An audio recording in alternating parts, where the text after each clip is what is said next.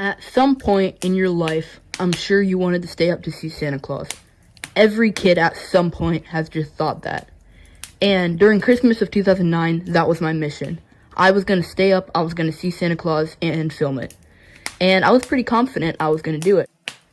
When the night finally came, I was ready. I was going to pretend I was asleep just to make my parents not be suspicious, and then I was going to run downstairs and try to catch Santa Claus. It was all going well for most of the night, and a few times I almost fell asleep, but I remained awake. It was around 11 o'clock when I heard the first noise from downstairs. It was a very loud just slam. I couldn't tell where it was coming from downstairs or what it was. I ran downstairs as quickly as I could, expecting to maybe see Santa Claus, but I saw nothing. That is, until I was walking back upstairs. I saw a large blur out of the corner of my eye. I turned, and it was Santa. I was so excited, but my excitement quickly went away when I looked at Santa's face. It was much different than I thought. It was all sorts of messed up, creepy, and weird. I screamed and ran upstairs, but as I was running upstairs, I felt a hand grab my leg.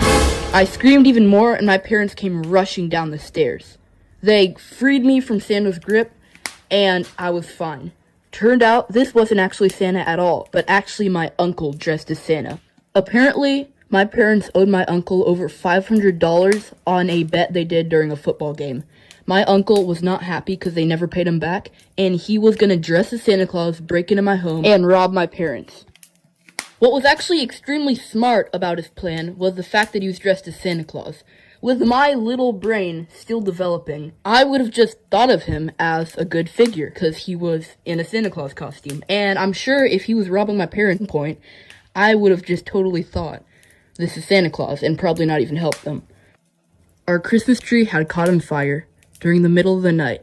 It was so cold out, and there was really no source of fire that the Christmas tree could have caught on, so it was pretty weird. But we just moved on and thought of it as just some unexplainable thing, but it happened, and it sucked. But what I realized is that same day, we had just bought an Elf on the Shelf, and I was aware that Elf on the Shelves were known for causing unexplainable weird things to happen. So the following night, I set up a security camera, and I caught something so truly disturbing, it has literally scarred me for life. Here's the footage.